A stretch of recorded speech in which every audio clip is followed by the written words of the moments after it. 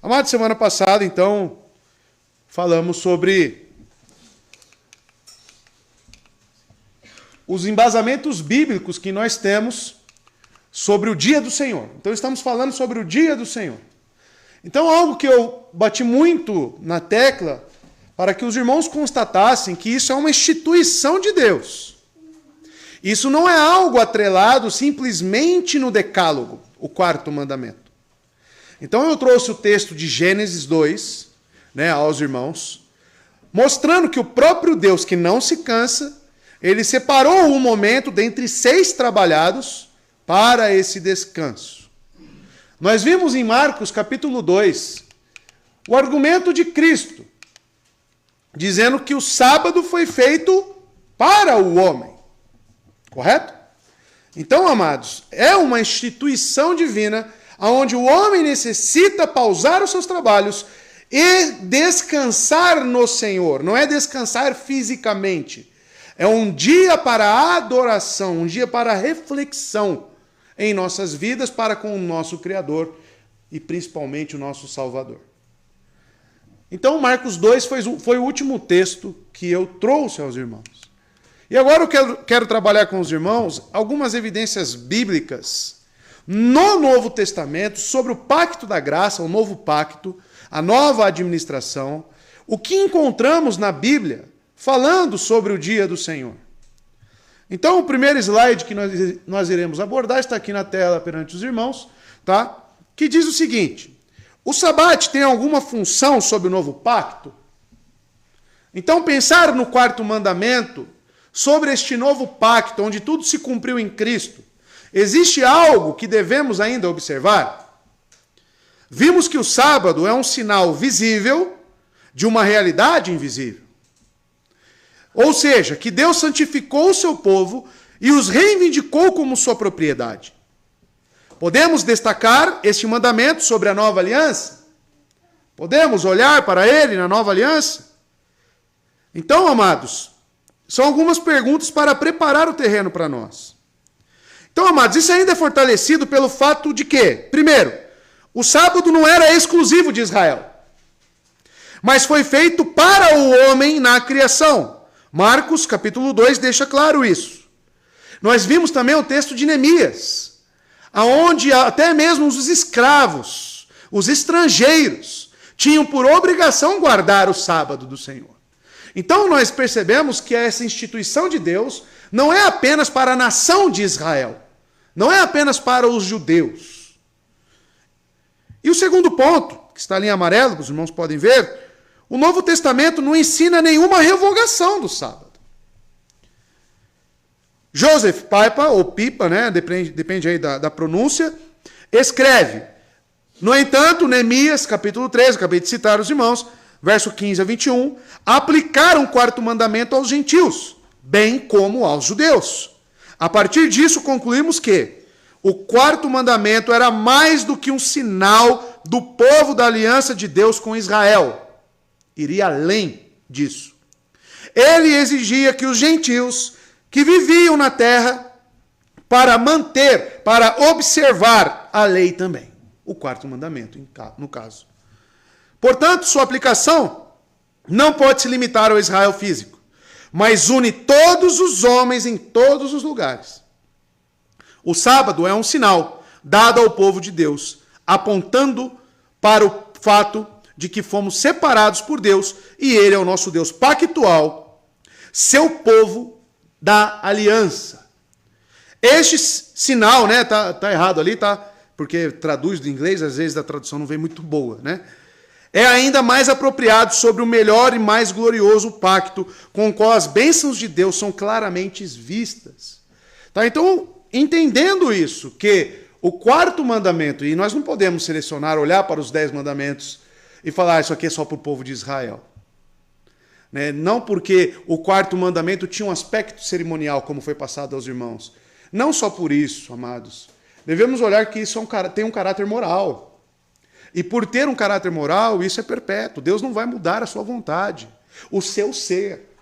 A instituição, quem era o exemplo? Quem deu o exemplo para o descanso sabático?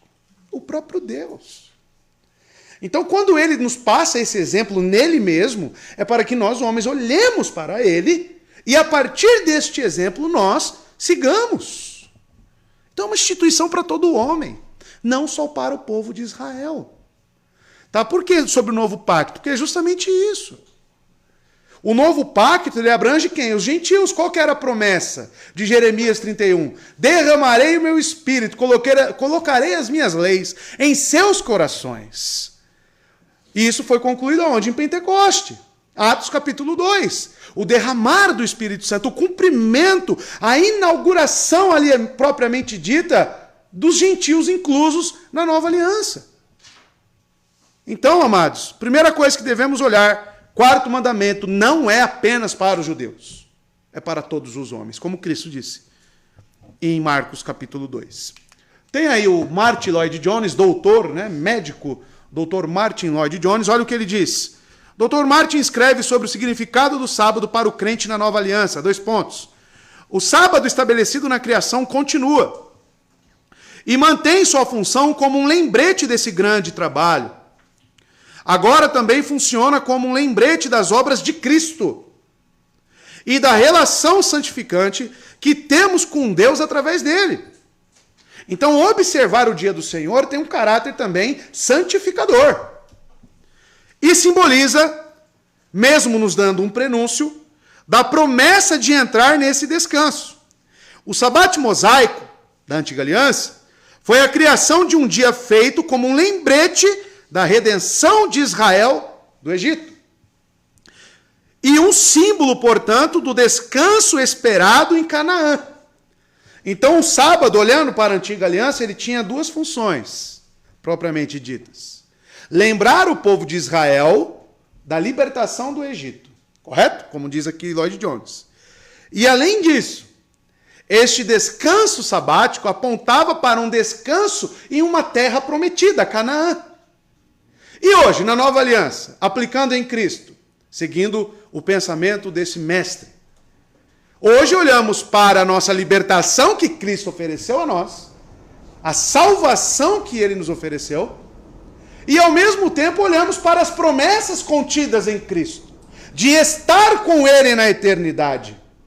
Então, amados, tudo que foi feito cerimonialmente para o povo da aliança, a antiga aliança, para nós, hoje, tem um ressignificado em Cristo. Porque eram tipos, eram sombras. E Lloyd Jones continua dizendo, mas foi substituído, esse sábado agora cessou, o da antiga aliança, mas foi substituído pelo dia do Senhor, que é a criação que o sábado fez agora um lembrete para o novo Israel. Quem é o Israel de Deus na nova aliança? A igreja, irmãos. A igreja do Senhor. Da redenção de Deus e seu povo do pecado. E um símbolo do descanso celestial que ainda está por nos pertencer. Aguardamos em Cristo. Ou nós nos encontramos com ele, através da morte, ou ele virá antes e nos resgatará. Mas uma coisa é certa, que esperamos e aguardamos nele. Então, o dia do Senhor é justamente para isso, irmãos. O dia do Senhor é um dia de dedicação e de colocar os nossos pensamentos nisto. Nas promessas de Cristo, no nosso descanso eterno. E além disso, de celebrar a nossa libertação deste mundo mau e corrompido, que justamente pelo sacrifício vicário, ele nos favoreceu. Então o dia do Senhor, ele é muito, mas muito significativo. E profanar este dia é uma grande afronta ao Senhor. Uma grande afronta. Tá? Continuando. Analisando o 4º mandamento. Nós, basicamente, quais são os erros, a olhar para isso? Veja só. Nós, basicamente, achamos que o 4º mandamento fala sobre o 7º dia da semana. Apenas. Que é o... Qual é o 7º dia da semana? Domingo? Sábado. Domingo é o primeiro, tá? E muitos olham, é só isso, é só o sábado. Não, não é isso, amados. Este é um erro muito comum. Embora o sábado foi observado, esse sabate foi observado no dia do sábado, pelo nosso Senhor, isso não significa que o próprio quarto mandamento se refira ao sétimo dia da semana como sabate. Observe que a afirmação do quarto mandamento designa o sétimo dia da semana como sábado. Não é encontrado isso no texto em si. Como assim, pastor? Veja, o mandamento fala do dia específico do sábado em relação ao primeiro a 6 dias de trabalho. Esse dia de descanso, o que precede ele? 6 dias de trabalho. Então não é só um dia. O quarto mandamento é claro, se você parar para fazer a análise do texto trabalhará 6 dias e descansará 1. Tá? Então não é o sábado em si, é você ter um período para trabalho e separar desses 7 dias um dia. Essa é a análise correta do mandamento. Então, amados, o mandamento fala do dia específico do sábado em relação primeiro a 6 dias de trabalho. Só depois de dar ao homem um espaço de 6 dias para trabalhar é que o mandamento passa a designar o dia específico do sábado. O sábado não é o 7º dia da semana, mas é o 7º dia após 6 de trabalho. Então isso muda um pouco a nossa perspectiva. Isso é muito crucial para entender, amados. O dia específico para a antiga aliança foi provavelmente determinado em Êxodo 16, como mostrei para os irmãos, quando ele enviou o maná. Enquanto para a nova aliança foi designado pela ressurreição do Salvador. Por que eu estou batendo nessa tecla? Porque algumas pessoas mal intencionadas podem dizer, pelo fato de vocês mudarem o dia do Senhor, do sábado para o domingo, vocês estão quebrando o mandamento. Vocês não podem mudar o dia. Então, amados, isso é uma análise crua e superficial do que é o quarto mandamento. Justamente porque nós ainda não saímos do preceito do quarto mandamento, que é separar um dia dentre 7, 6 trabalhando e 1 para o Senhor. Permanecemos na mesma cláusula. Permanecemos dentro do quarto mandamento. Assim se espera do povo cristão. Tá? Porém, na antiga aliança existia essa questão do êxodo, o maná, onde temos o primeiro relato ali, propriamente dito, deles separando e sendo instituído isso por Deus. Mas, amados, na nova aliança olhamos para a ressurreição de Cristo, que ocorreu em que dia? Domingo. Tá? Vou mostrar os textos para os irmãos. Com esta observação, vemos que o sabate cristão no domingo não é uma violação do quarto mandamento. O quarto mandamento fala do 7º dia em um ciclo e não da semana. Assim é preservado o seu aspecto moral e perpétuo. Interessante isso. E depois eu deixo o desafio para os irmãos. Abram lá o quarto mandamento, em Êxodo capítulo 20. Tá? E analise ali o que está escrito. Tá? E os irmãos vão começar a ter uma perspectiva diferente, tá, sobre isso. Então aí entramos na mudança do dia. Por que mudamos o dia? Por que estamos agora celebrando no domingo e não no sábado?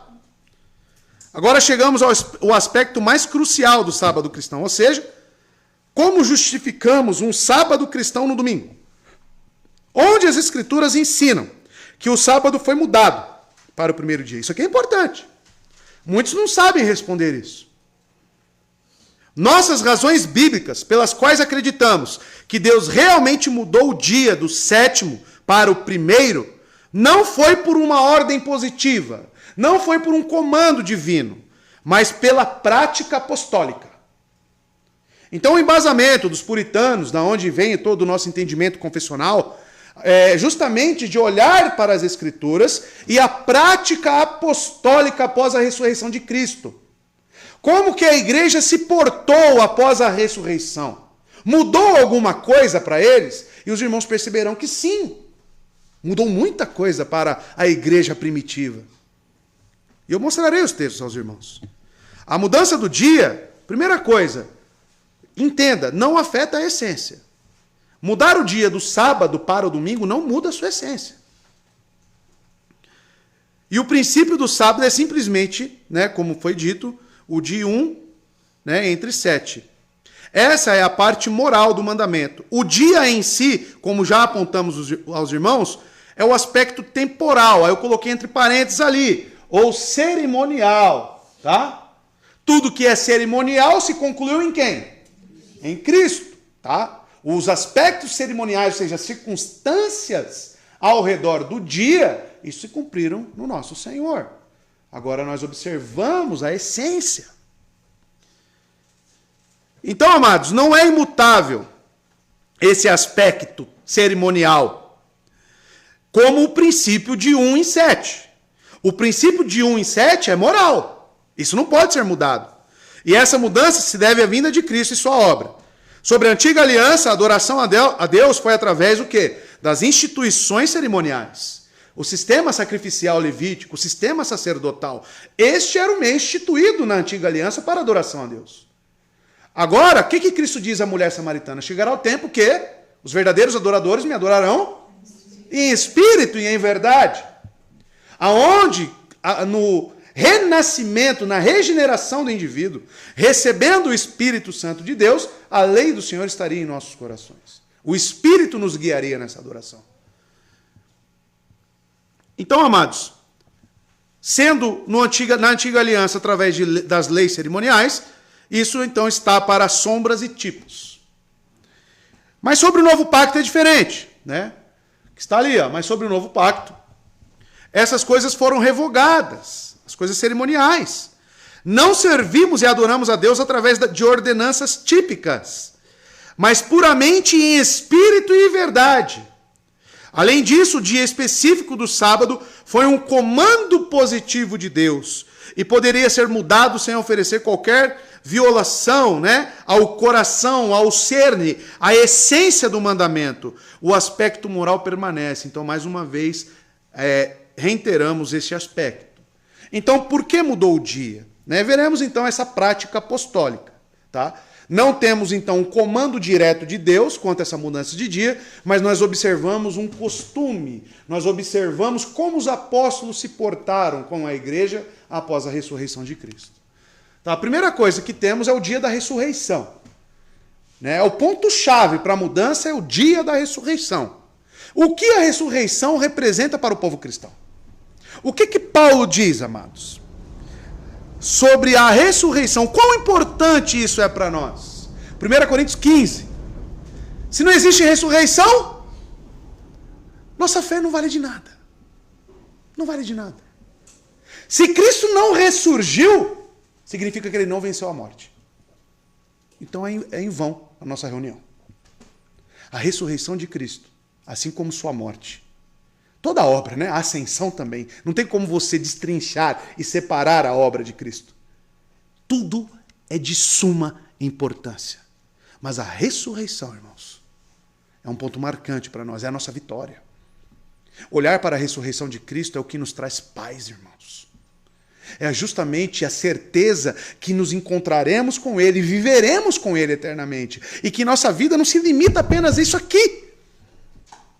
Então veja,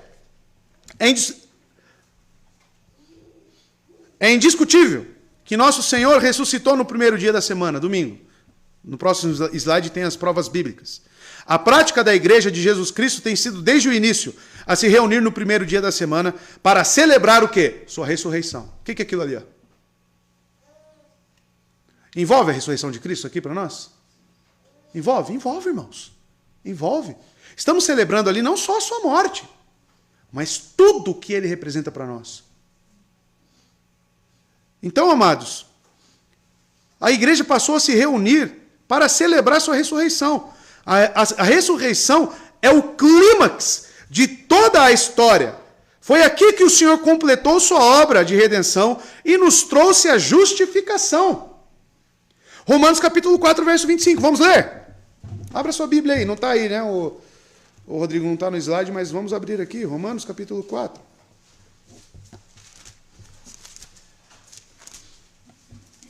Verso 25. Olha o que diz o texto. O qual foi entregue por nossas ofensas e ressuscitou para a nossa justificação. E você pensa que é só a morte lá na cruz que nos justificou, né? A ressurreição, amados, vamos dizer assim, é a cereja do bolo. É o nosso triunfo. Então, sem a ressurreição, ninguém seria salvo. 1 Coríntios 15, vai lá um pouco mais para frente aí. Esses textos eu não coloquei, senão vai ficar muito comprido aqui os slides. Mas vamos na íntegra. Verso 12 ao 19, olha só o que diz Paulo. Ora, embora se pregue que Cristo ressuscitou dos mortos, como dizem alguns dentre vós, que não há ressurreição dos mortos. Ele pergunta. Mas se não há ressurreição dos mortos, então Cristo não ressuscitou. Verso 14. E se Cristo não ressuscitou, olha o que diz Paulo, então é vã a nossa pregação e também é vã a vossa fé. Olha a importância da ressurreição para nós. E verso 15. Sim, e somos considerados como falsas testemunhas de Deus, pois testificamos de Deus que ressuscitou a Cristo, o qual ele não ressuscitou, se é que os mortos não ressuscitam. Verso 16. Porque se os mortos não ressuscitam, então Cristo não ressuscitou. 17. E se Cristo não ressuscitou, a vossa fé é vã. Ele repete. A vossa fé é vã. E ainda estáis nos vossos pecados. Ou seja, não houve justificação. Se ele não ressuscitou, você não é salvo. Verso 18. E também os que dormiram em Cristo pereceram. Verso 19 e último. Se apenas nesta vida temos esperança em Cristo, somos os mais miseráveis de todos os homens. Entende por que o dia do Senhor é importante para nós?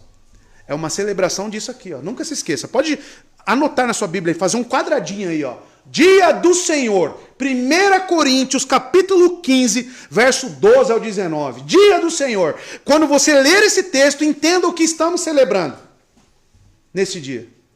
É isso. É tudo para nós. É tudo para nós. Então, amados, tanto a morte quanto a ressurreição de Cristo são necessárias e cruciais para a nossa redenção. Todos os 4 evangelhos ensinam que o nosso Senhor ressuscitou no primeiro dia da semana. E este dia é a celebração que nossa redenção foi garantida e a morte foi derrotada. É o dia de alegria e paz em que o nosso Senhor garantiu nossa redenção. No sábado judaico, seu corpo estava no túmulo. No dia do sabate, propriamente dito, olhando para o costume judeu, aonde que estava Cristo? No túmulo. Mas no primeiro dia da semana, foi criado em glória. Estava com seu corpo ressurreto, totalmente vitorioso, totalmente glorioso. Vamos olhar para o sábado? Nós cristãos, vamos olhar para o domingo, irmãos. Deve ser um dia de alegria, um dia de celebração, para mim e para você. O Salmo 118, verso 24, declara, este é o dia do Senhor. Olha lá, este é o dia que o Senhor fez. Vamos nos alegrar e ser felizes nele. O dia da ressurreição de Cristo é dito ser um dia especialmente feito por Deus e um dia de alegria e alegria. O sábado cristão realmente tem que ser um dia de alegria nele. Então, amados, será que é algo moral para nós isso? Será que é algo importante? Temos, amados, que olhar para o dia do Senhor com alegria, com grande disposição. Acordar no domingo pela manhã já deve ser um dia especial, como se fosse o seu aniversário. E, se você pensar um pouco, simbolicamente é. Porque é através da ressurreição que você nasceu de novo, realmente. Que você tem esperança. É um dia de alegria. É um dia de você colocar sua melhor roupa, realmente, e ir para o seu encontro com o seu Salvador. Está entendendo agora? Será que as coisas estão começando a fazer sentido para você? Textos. Vários, né? Mas todos dos evangelhos, 4 evangelhos. Mateus 28, 1. Depois do sábado, tendo começado o primeiro dia da semana, que é qual? Maria Madalena e a outra Maria foram ver o sepulcro. O que tinha no sepulcro? Hã? Tinha alguma coisa lá? Não estava lá mais. Tinha ressuscitado. Primeiro dia da semana. Marcos 16, 1. Quando terminou o sábado, Maria Madalena, Salomé e Maria, mãe de Tiago, compraram especiarias aromáticas para ungir o corpo de Jesus. Chegaram lá? Precisou usar? Não. Lucas 24:1, no primeiro dia da semana, de manhã bem cedo, as mulheres tomaram especiarias aromáticas que haviam preparado e foram ao sepulcro. Depois os irmãos lêem a continuidade do texto. Mas é destacado, olha o que eu coloquei em amarelo aí. O primeiro dia, terminado o sábado, então, ou seja, já era domingo. No primeiro dia da semana, conforme Lucas, João 20:21, 21, a mesma coisa, no primeiro dia da semana, ou seja, domingo, bem cedo, estando ainda escuro, Maria Madalena chegou ao sepulcro e viu que a pedra da entrada tinha sido removida. E que Cristo não estava mais lá. Primeiro dia da semana. Tá? Então, a primeira coisa que olhamos no aspecto do dia do Senhor é que esse é o dia da ressurreição de Cristo. Ok? Tranquilo? Até aí? Então vamos para o próximo passo. Aparições aos discípulos. Quais os dias, biblicamente falando, que Cristo escolheu aparecer aos seus discípulos? Adivinha? Domingo. Poderia ter escolhido outros dias? Qual o dia que ele escolheu? Vamos ver. Além da ressurreição, mas também foi no primeiro dia da semana em que ocorreram as aparições do nosso Senhor. Porque o Espírito Santo acha tão importante notar o dia, escrevendo tão enfaticamente, como veremos em João 20:19. Em o primeiro dia da semana, aí ele se apareceu, mas faltava Tomé na reunião. Vocês vão ver isso. Aí, ou seja, 8 dias depois, para cair no mesmo dia, verso 26, no domingo de novo, ele apareceu novamente aos discípulos e também a Tomé. Tá? Há certamente um significado para isso que o Senhor está tentando deixar claro. Ele se encontra com seus discípulos no seu dia, o dia em que ele ressuscitou dos mortos, e depois de 8 dias de novo. E vocês, irmãos, percebem o cuidado de João em relatar isso? Se você pensar, ele poderia escrever que simplesmente apareceu de novo.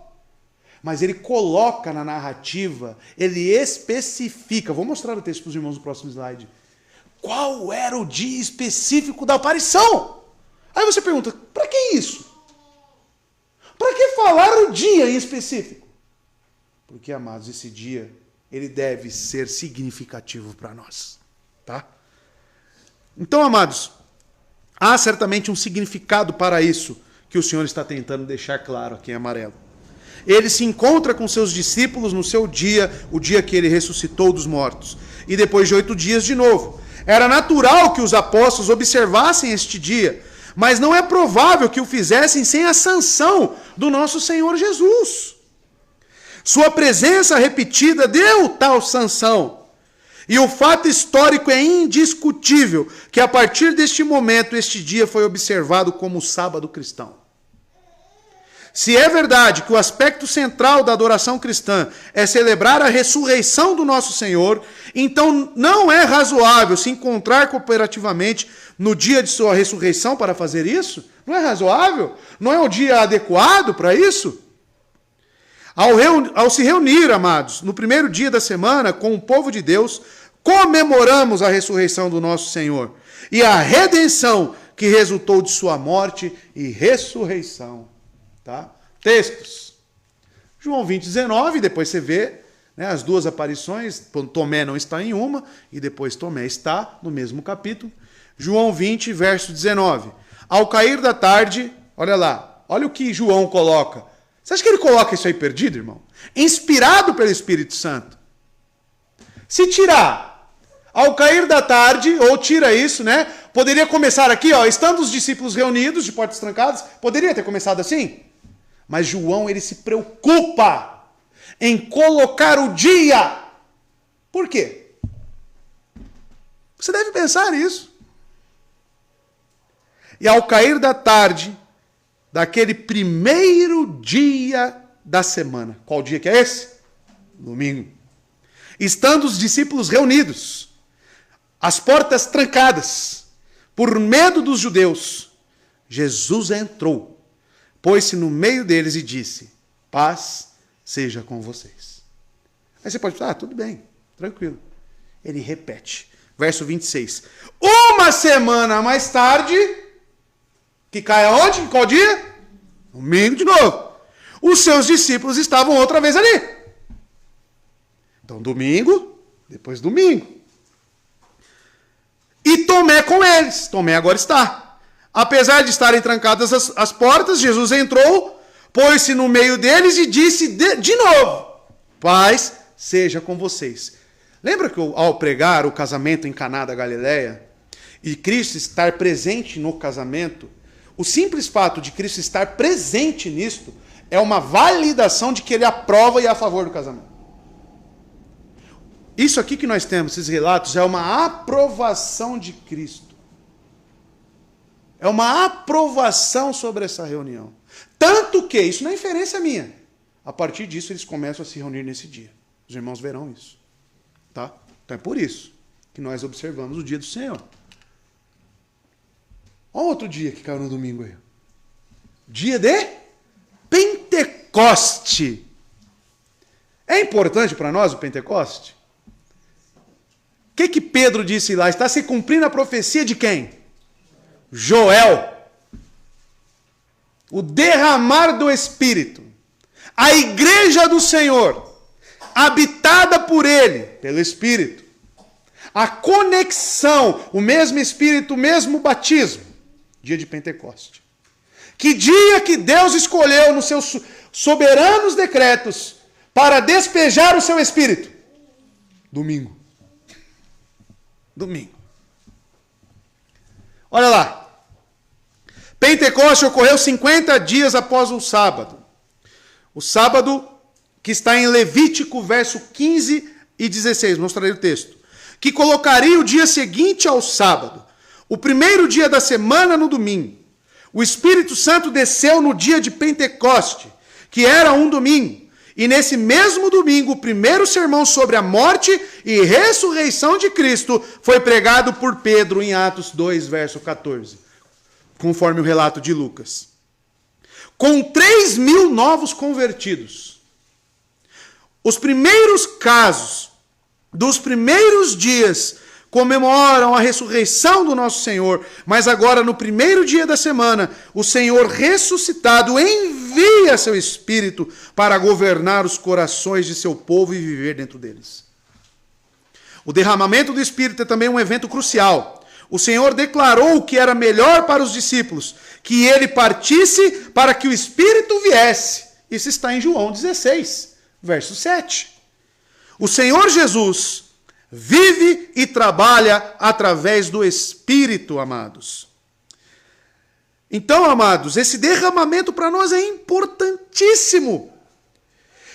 Cristo está conosco, ele não disse que ao celebrarmos ele estaria conosco até o final dos tempos? Ele não disse isso quanto ao que tange aos sacramentos, batismo, lá na instituição em Mateus 28? Como que ele estará, sendo que ele tem um corpo físico? Cristo tem um corpo físico? Agora tem um corpo físico. Nós já estudamos aqui a cristologia. Amados, ele está em nós através do Espírito. O Espírito está conosco. Ele habita em nós através deste envio do Espírito. Tanto que algumas passagens das Escrituras vão falar é o Espírito de Cristo, assim como também o Espírito de Deus. Mas está se referindo à mesma divindade. A Trindade trabalhando em conjunto. Então, amados, o derramamento do Espírito, o dia de Pentecoste, é especial para nós. O Senhor Jesus vive e trabalha através do Espírito Santo em seu povo. Isso adiciona ainda mais significado do primeiro dia da semana para o povo da nova aliança de Deus. Não podemos minimizar a importância do primeiro dia da semana. A partir desses dois eventos, a ressurreição e derramamento do Espírito Santo, certamente Deus estava sinalizando algo importante sobre este dia, quando ele escolheu realizar essas coisas no primeiro dia. E ele instituiu isso lá em Levítico. Deus é maravilhoso, irmãos. A Bíblia se torna bela quando nós vemos que nada está solto na Bíblia. Porque ao ler Levítico, aí você que fala que ler Levítico é chato, né? Olha o porquê que ele determinou os dias certos. Ele colocou tudo no seu dia certo. Porque Deus não olha só para o momento em que nós estamos. Deus olha para tudo já, a sua obra concluída. Levítico 23, verso 15 e 16. A partir do dia seguinte ao sábado, o dia em que vocês trarão o feixe da oferta ritualmente movida, contem 7 semanas completas. Contem 50 dias. Aí o Pentecoste. até um dia depois do 7º sábado. Um dia depois do 7º sábado. E então apresente uma oferta de cereal novo ao Senhor. Isso então virou algo instituído por Deus, um comando positivo. Lá em Pentecostes estava lá os judeus de novo. E qual dia escolhido por Deus para derramar o seu Espírito? Justamente esse. Justamente esse. Atos 2, 1 e 2, olha lá, chegando o dia de Pentecostes, estavam todos reunidos num só lugar. De repente veio do céu um som, como de um vento muito forte, e encheu toda a casa no qual estavam assentados. E aí você já conhece, né? Você que ainda veio das igrejas pentecostais, esse texto é, né, maravilhoso para você, né? Aí, Fabiano, sua mãe fala, se não são pentecostais, somos. Opa, claro que somos. Tá aí, ó. Recebemos o Espírito, né? Então tá aí, pronto. Tá bom? Matthew Henry, conhece esse gordinho aí? Esse é um monstro da teologia, tá? O que ele diz sobre isso? Esta festa de Pentecostes aconteceu no primeiro dia da semana, que foi uma honra adicional colocada naquele dia, e uma confirmação de que seria o sábado cristão. O dia que o Senhor fez para ser um memorial permanente em sua igreja dessas duas grandes bênçãos, a ressurreição de Cristo e o derramamento do Espírito.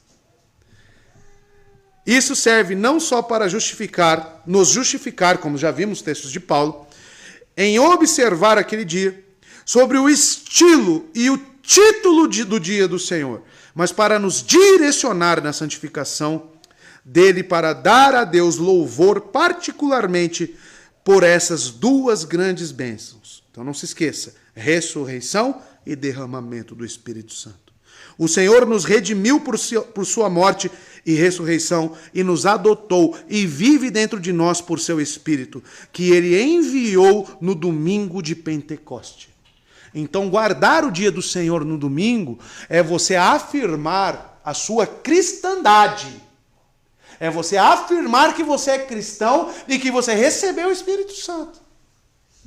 Profanar este dia é o quê? É o inverso. É ir contra tudo isso que Deus fez.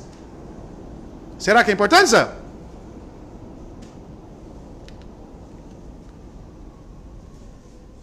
Atos 27, Paulo, ele escolheu também um dia para estar reunido com os cristãos. Tá? Qual o dia? Domingo. Tá? Em Atos 20, verso 7, nos é sinalizada a prática da igreja primitiva para se encontrar no primeiro dia da semana, em vez do sábado judaico. Se é contestado, porque muitos podem aparecer os contestadores, que Paulo ensinou no sábado nas sinagogas, e Paulo realmente fez isso. Tá? Paulo ensinou nos sábados nas sinagogas. Mas qual que era a pretensão dele? O que ele queria lá com aqueles judeus? Convertê-los, irmãos. Falar sobre Cristo. Tá? Se você ler Atos, você vai constatar isso. A resposta é simples. É que ele fez isso porque estava tentando evangelizar os judeus. Mas quando ele está no meio dos seus irmãos cristãos, eles se encontram no primeiro dia da semana. Nesta passagem temos coisas importantes que nós cristãos, quando reunidos como igreja no domingo, fazemos. Temos primeiro, aí eu coloquei lá a reunião da igreja no primeiro dia. Então temos uma evidência bíblica. 2, o partir do pão, que significa celebrar a ceia do Senhor. Está aqui a nossa. Tá? 3, pregação. Eles estavam reunidos para partir o pão, o que significa celebrar a ceia do Senhor. Eles estavam reunidos no primeiro dia da semana, juntos para celebrar a morte e a ressurreição do Senhor. A ceia do Senhor comemora a sua morte, enquanto o dia do Senhor comemora a sua ressurreição. Olha que lindo. Olha como é importante você ter a ceia no dia do Senhor. É uma grande celebração. Tá? Esses pontos que me fizeram mudar, né, aqui na nossa igreja, a ceia apenas uma vez por mês. Porque parecia que o meu domingo e o domingo dos irmãos estava incompleto. É mais ou menos como você fazer um aniversário sem bolo. Pessoal, que estranho. Você vai para a festa e já pensa, vou comer um bolinho. Né? O dia do Senhor, aqui ó, tem que estar completo, irmãos. Morte e ressurreição. Tá? Aí está completo. Aí só faltou o batismo, né? Que aí o batismo ia fechar com chave de ouro. Mas já tivemos a oportunidade de ter batismo e ceia no dia do Senhor. Aí é uma grande fé. Aí tem que fazer até uma feijoada. Né? Erramos nisso. Tá bom? Fica a dica aí para a próxima. Então, amados, Paulo também aproveitou a oportunidade para pregar a eles. Eles celebram a ceia do Senhor e foram ensinados a palavra de Deus. Portanto, aqui temos um elemento importante de adoração acontecendo no primeiro dia da semana. Texto, está aí, ó. Atos 20, verso 7. No primeiro dia da semana, reunimos-nos para partir o pão e Paulo falou ao povo. Tá? A evidência é fortíssima. Pretendendo partir no dia seguinte, continuou falando até a meia-noite. Vocês vão perceber que ele está prestes a viajar para outro lugar. Ele chega nessa região e ele aguarda ficar ali até o dia do Senhor. Ele planeja, Paulo planeja suas viagens. Eu desafio o irmão a fazer uma leitura cuidadosa de Atos. Ele planeja suas viagens de forma a não profanar o dia do Senhor.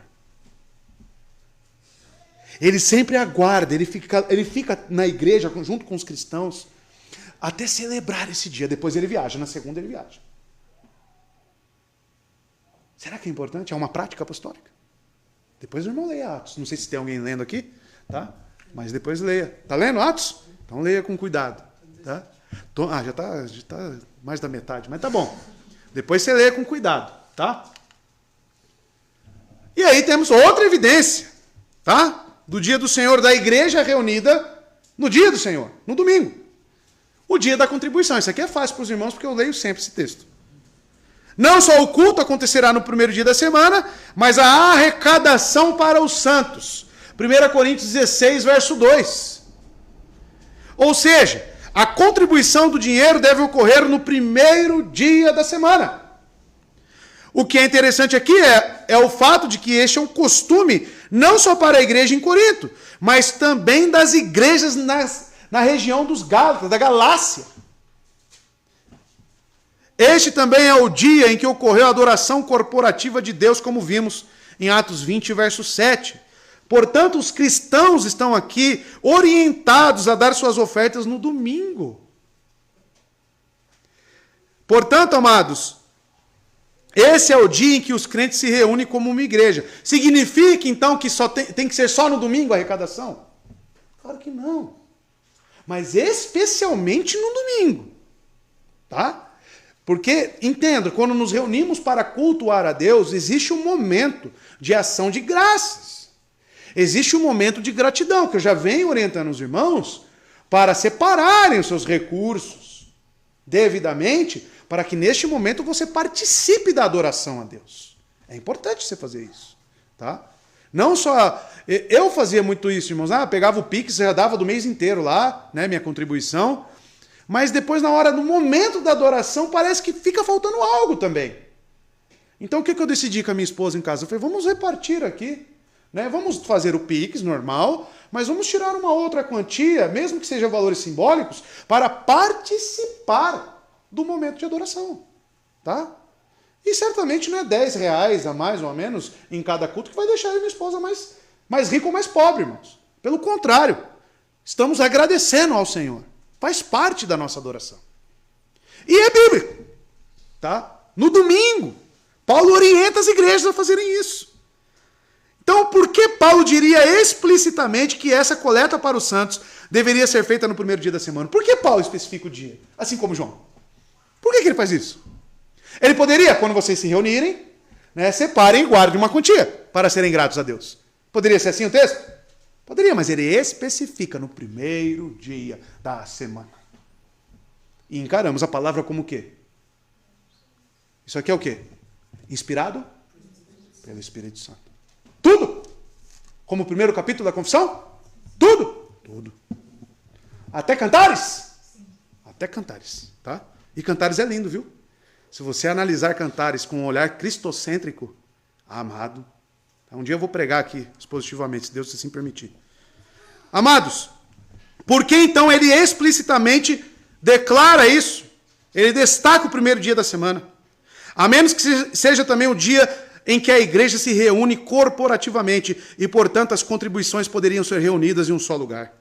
Paulo quer que o primeiro dia da semana seja conhecido e experimentado como um dia de misericórdia, um dia de ações de graça e de doação.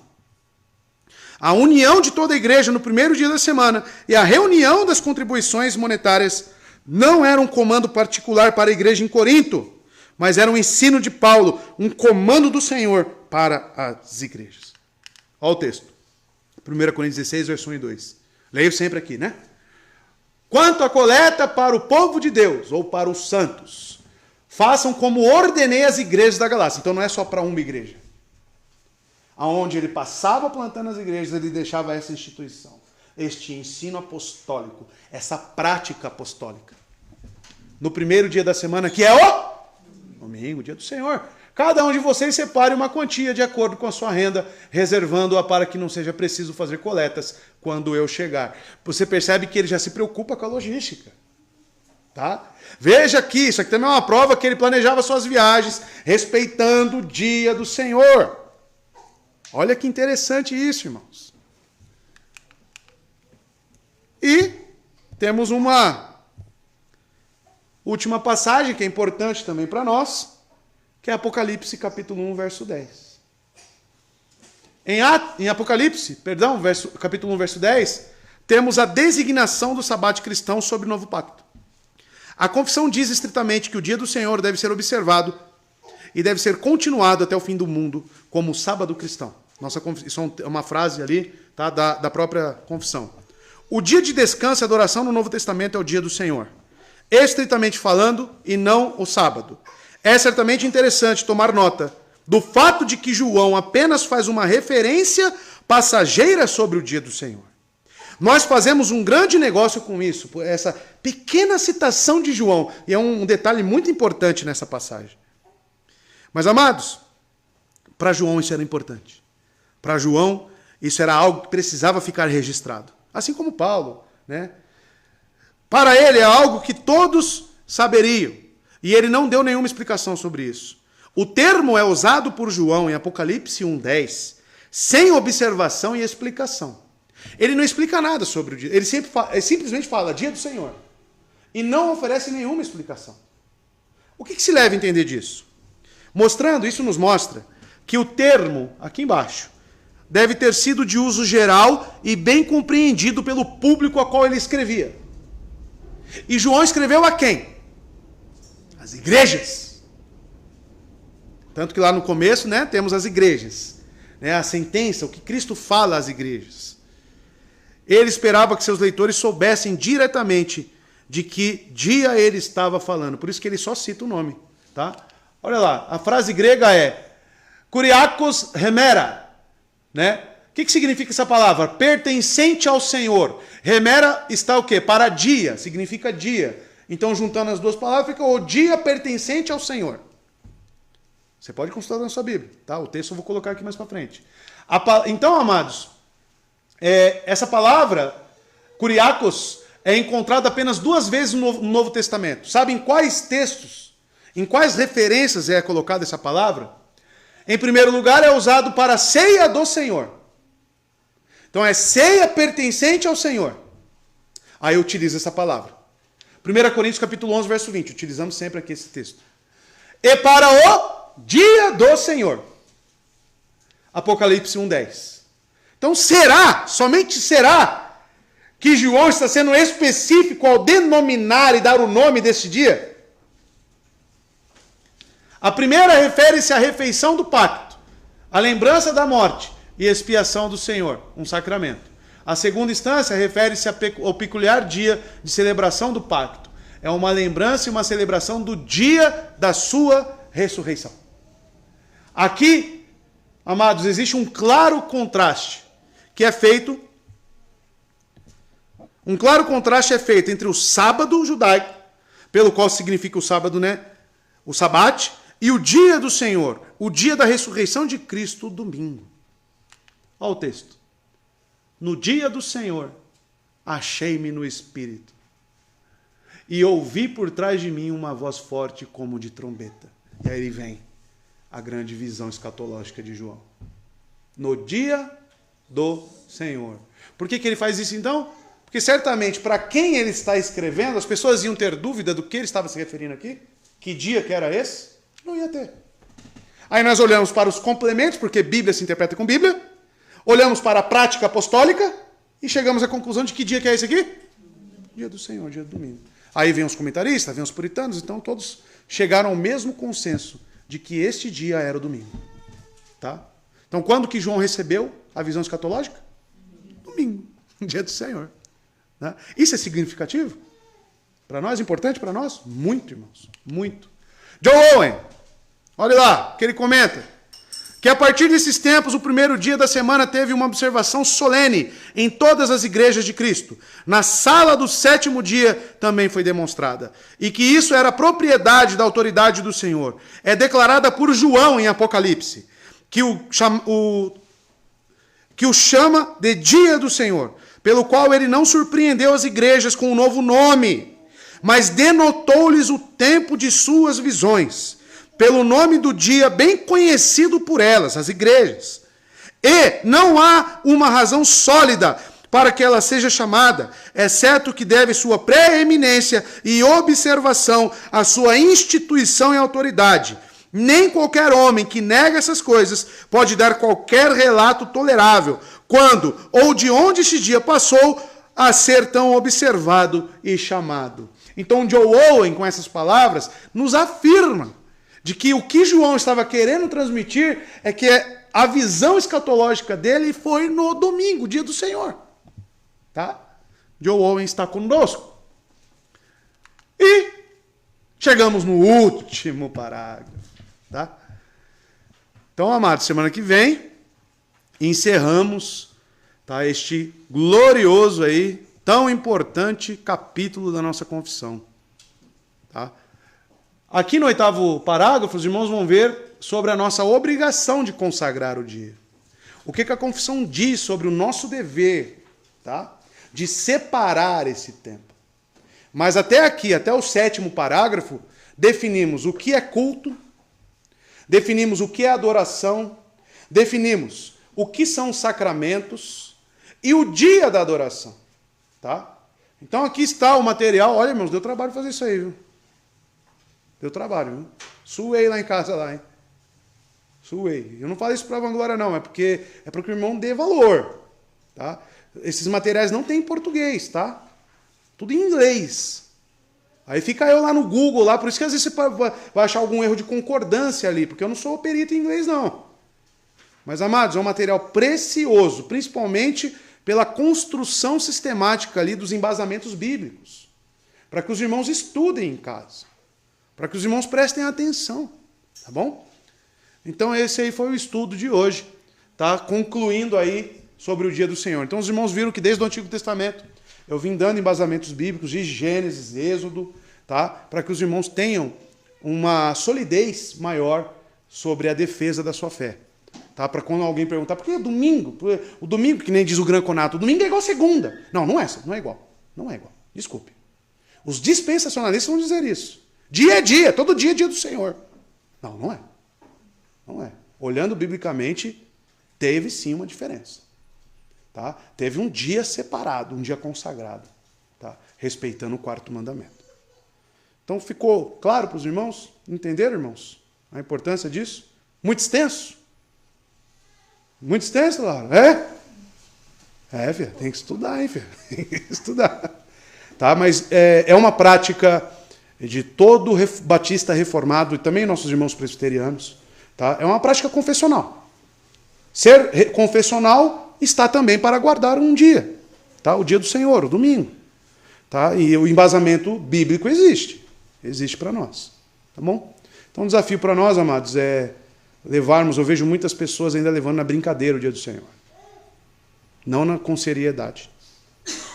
Tá? E isso aqui está para a nossa fé.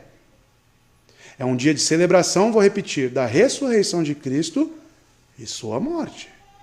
Ou seja, para nós, é o dia da justificação. É um dia de celebrar isso. É um dia de celebrar que eu tenho o Espírito Santo. É um dia de falar abertamente para todos de que Cristo morreu no meu lugar. Tá? É um dia especial para isso. Não significa que nos outros dias você não precisa se preocupar com essa questão. Mas o domingo, você deve levar com seriedade. Tá bom? Não é algo apenas exterior. Tá? É algo moral.